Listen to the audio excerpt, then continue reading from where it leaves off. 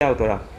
No Te sabemos llamamos si por lo siguiente. fue un Ayer homicidio, estábamos si hablando y fue debatiendo un poco acá con Carla sobre el un tema de la suicidio, resolución de la pero sí informamos el jueza fallecimiento de Orqueta Sí, con relación del a la señor Neme prohibición de Rojas. imágenes y habrá un poco incluso comentarios con respecto a identificar a niños, niñas y adolescentes, ¿verdad?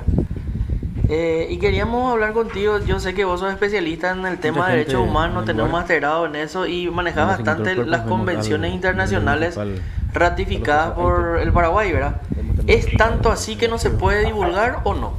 familiares que ya fueron Bueno, Marcos, avisados, para están hablar de ese llegando tema creo que al lugar tenemos que irnos un poquito al origen de todo esto, ¿verdad? los Nosotros agentes sabemos que de política, existe un derecho supremo que es el derecho a la están libertad de expresión, el derecho a realizando su transmitir trabajo ideas, pensamientos, etcétera, por cualquier para medio disponible, y dice la ley sin limitación de fronteras. conocerse Sí, ¿Verdad? Por cualquier medio cómo digital, falleció el señor. digamos que es el derecho supremo, pues es la base de la democracia. Porque una vez que yo transmito información, del otro lado está el receptor que tiene acceso a la información. Y la información pública sabemos que hace que las instituciones puedan ser sostenibles en base a este modelo democrático que tenemos.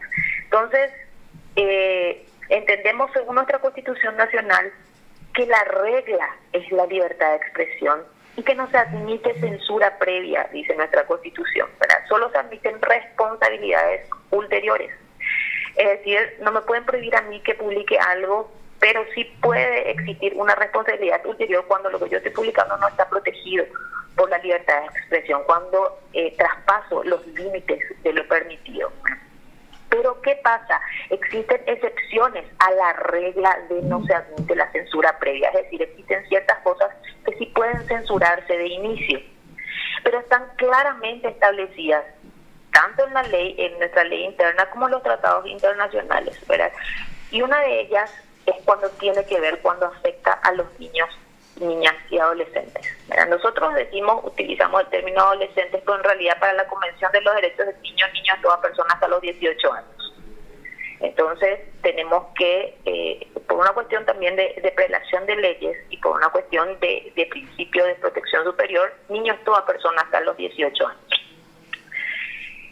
Y esos límites, es decir, ese permiso a la censura previa, lo encontramos en el artículo 29 del Código de la Niñez y la Adolescencia, que es el artículo que utilizó la jueza, y también lo encontramos en cuestiones que tengan que ver con pornografía infantil o que afecten la moral de los niños, dice el Pacto de San José de Costa Rica, por ejemplo, en su artículo 13, también lo dice el Pacto de Derechos Civiles y Políticos, por ejemplo, cuando habla del derecho a la libertad de expresión. Entonces, existe, digamos, una protección especial, una doble protección hacia los niños. Por un lado, por ser personas y por otro lado, por ser niños. Es decir, son doblemente protegidos por los estados.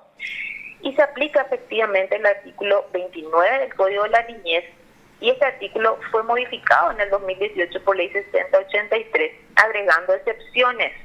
Es decir, por regla existe una censura previa. Aquí sí se aplica una regla de censura previa cuando se trata de la difusión a través de la prensa escrita, radial, televisiva, dice, o por cualquier otro formato digital, es decir, mensajes de WhatsApp, redes sociales, etcétera, de imágenes o audios que permitan identificar a víctimas o supuestos autores de hechos punibles cuando se trate de niños y niñas.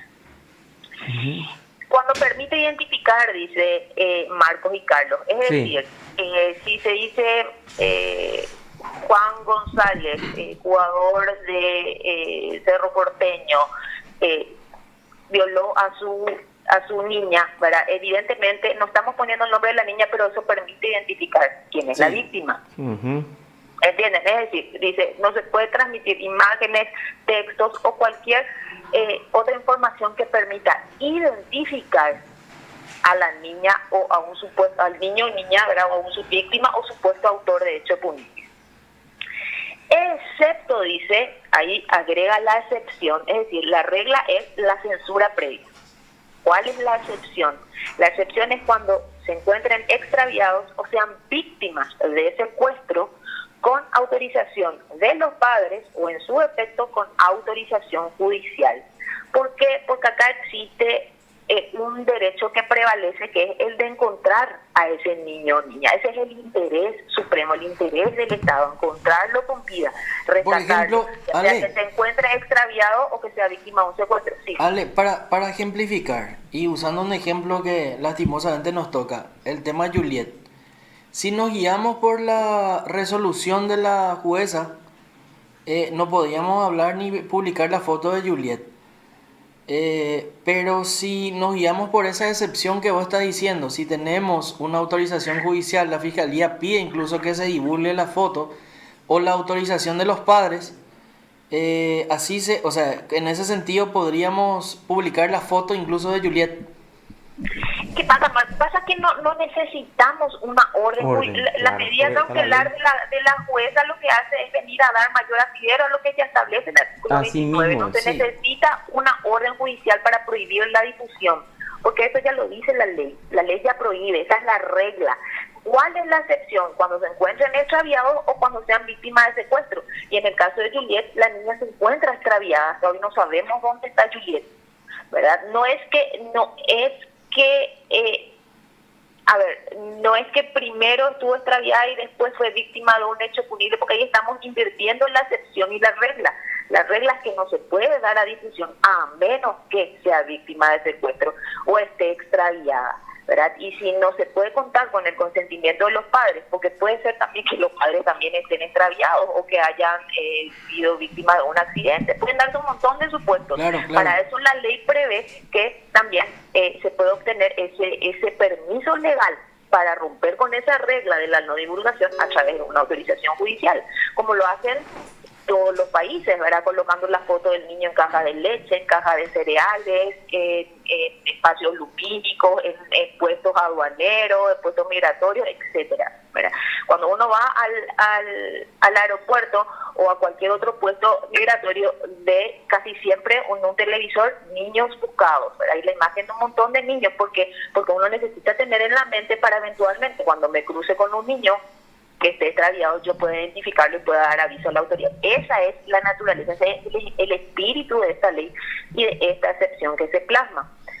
Entonces, ¿y por qué se prohíbe la difusión? Evidentemente porque se pretende salvaguardar que el niño, ya sea víctima o supuesto autor de hecho punible, pueda reinsertarse de vuelta a la sociedad sin ser víctima de una estigmatización, de bullying, etcétera, por el hecho que haya padecido, ya sea como víctima o como supuesto autor, ¿verdad? Pero existe un interés prevaleciente acá cuando los niños están secuestrados o están extraviados. Doctora, ¿Qué pasa? Sí. ¿Qué pasa con las personas que están reclutadas, con los niños reclutados por el EPP? Bueno, aquí ya nos vamos, de hecho, a otro estadio, que es la obligación estatal de evitar que niños sean reclutados para alistarse a las filas del EPP, ¿verdad? Tenemos una convención de derechos de niños y tenemos un protocolo participativo a esta convención, otra vez, que hace garante al Estado de evitar que estos hechos ocurran. Ni siquiera pueden ser enrolados en las filas militares del propio Estado, mucho menos adiestrados para hechos punibles con estos grupos criminales, ¿verdad? Entonces aquí existe un interés prevaleciente de encontrar a esos niños, rescatar y por supuesto evitar que sean reclutados, ¿verdad? Una obligación de prevención y una obligación ya de actuar y evitar la continuidad de este hecho punible, porque reclutar niños es un hecho punible. Entonces estamos ante la obligación de evitar que esto siga sucediendo, ¿verdad? Y si necesitamos la difusión de las imágenes de estos niños para poder ubicarlos, porque finalmente no sabemos dónde están, ¿verdad? Pueden estar en campos en Concepción, en campos en San Pedro o en cualquier otro lugar, o ser incluso utilizados para otro tipo de tráfico, ¿verdad? No sabemos dónde están. Entonces, si eventualmente los órganos de justicia necesitan que la difusión de imágenes para poder ubicar a estos chicos, a estos niños, entonces sí se puede admitir la difusión de estas imágenes a través de una orden judicial. Correcto. Bueno, entonces, pero acá lo que hay que entender entonces que deben existir excepciones previas a la regla, que es la libertad de prensa y de expresión. Esa es la conclusión. Deben existir excepciones previas, entonces, claramente establecidas en la ley, como en este caso de los menores.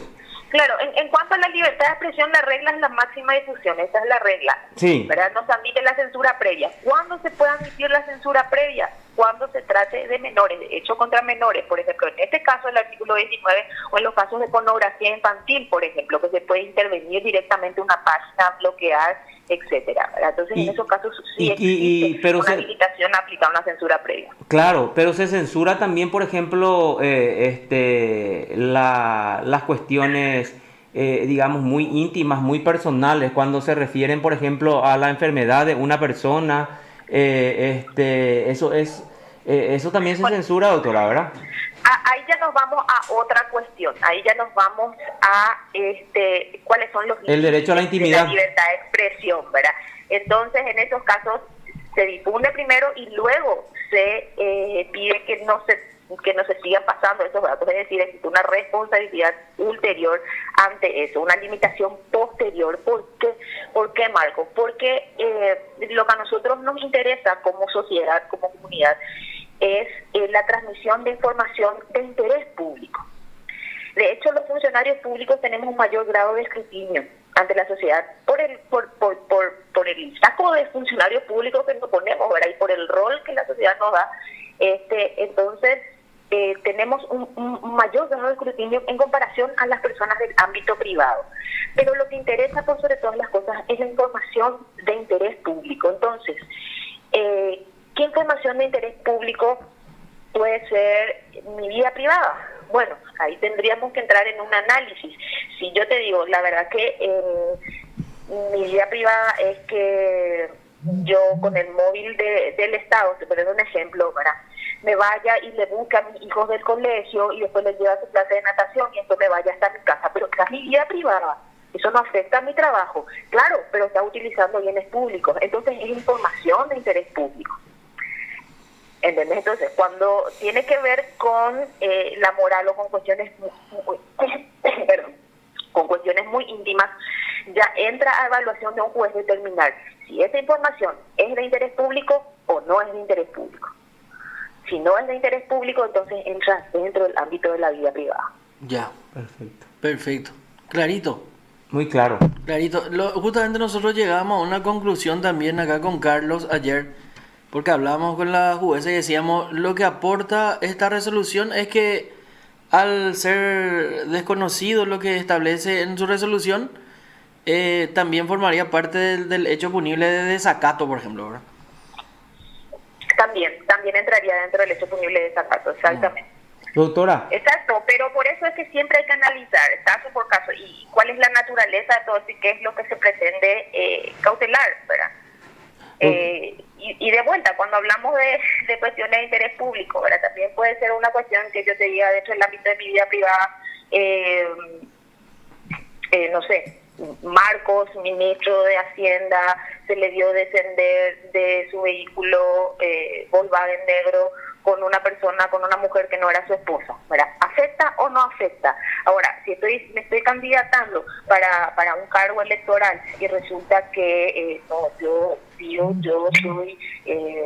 fui sacerdote toda mi vida y etcétera, me consagro al celibato, y luego empiezan a difundir informaciones que había sido que no, que tenía parejas, que tenía hijos, etcétera. Entonces, es información pública, puede afectar, puede incidir al momento de tomar la decisión de votar o no por una determinada persona. Bueno, entonces ahí el juez tiene que determinar, ¿es información pública o no? Pero eso es un tema aparte, ¿verdad? Ahora con el tema de los niños, sí estamos hablando de que existe por regla la censura previa. En este caso, sí se admite la censura previa. Pero la excepción es, de vuelta, que sean secuestrados o extraviados. Sí. Ahora te quiero consultar porque hay un tema que yo me pregunto, no sé, ¿te vas a acordar del caso de esta niña que había sido asesinada por agentes de la Secretaría Nacional, la Secretaría Nacional Antidrogas? En un fallido procedimiento, ¿verdad? Hubo un error, sí, esta nenita, ¿verdad? Creo que en Nueva Italia, en el 2016. En el 2016 ya ocurrió el hecho. Y ahora que cada vez que se va a llevar adelante el juicio y se suspende, ¿verdad?, todos los medios vuelven a publicar la carita de la niña. Está fallecida ya la niña, pero yo me pregunto, ¿hay alguna necesidad de seguir publicando, por ejemplo, la fotito esa sonriente de la nena que fue víctima de una desgracia feroz, ¿verdad? O de un hecho, Bueno, en este caso, criminal. Fíjense que el artículo 29 dice de la persona que haya sido víctima de un hecho punible, no dice exceptúese en el caso de los homicidios, no pone excepciones, por lo tanto en el caso de los homicidios también fue víctima de homicidio. Sí. Si está vivo o está muerta fue víctima de un hecho punible. Sí. No hace esa diferenciación la ley, ¿verdad? Lo que sí es que pone una excepción, por lo tanto entra dentro de la regla de la excepción. No debería difundirse aplicando directamente el 29. Realmente estas son cuestiones que tenemos que analizarlas como abogados, el artículo como 29, prensa. ¿de qué ley, doctora? ¿De qué convención? Es el artículo 29 del Código de la Niñez que fue modificado por ley 6083 en el año 2018. Teníamos anteriormente la vieja redacción que establecía la regla de la no divulgación, ¿verdad? Luego con esa ley se incluyen estas excepciones. O sea que si publicamos el rostro de estas niñas abatidas, por ejemplo, durante el enfrentamiento con la Fuerza de Tarea Conjunta, entre el EPP y la Fuerza de Tarea Conjunta, podría también entonces incluirse si, no sé, día de por medio, todos los días se publica los rostros de estas menores también, entonces eso se encuadraría dentro de ese artículo 29 por más de que estén muertas. Del artículo 29 porque definitivamente no establece esa excepción la ley, ¿verdad? O sea, no dice exceptuarse en los casos de homicidio. Lo que pretende esta ley es evitar daños colaterales, ¿verdad? ¿Cómo evitamos, o sea, digamos, qué sentido tienen los daños colaterales en personas, en niños fallecidos? Bueno, pueden tener hermanos en los colegios, pueden avivar de vuelta el dolor de los padres, etcétera, un montón de situaciones, ¿verdad? Y más de repente, si fallece producto de algún hecho como tortura, como abuso sexual, etcétera, entonces son cuestiones que pueden permear y que pueden producir daños colaterales a otras víctimas dentro del entorno familiar, ¿verdad? Y no son víctimas directas, pero son víctimas colaterales. Entonces ese es el espíritu de la ley finalmente con esta prohibición. Súper claro, doctora. Muchísimas gracias. Muchas gracias por esta explicación y por la amabilidad siempre, doctora. Que tengas una buenísima jornada. Igualmente, hasta luego. Hasta luego. Gracias, doctora. Usted está escuchando PDS. Doctora Alejandra Peralta, magíster en Derecho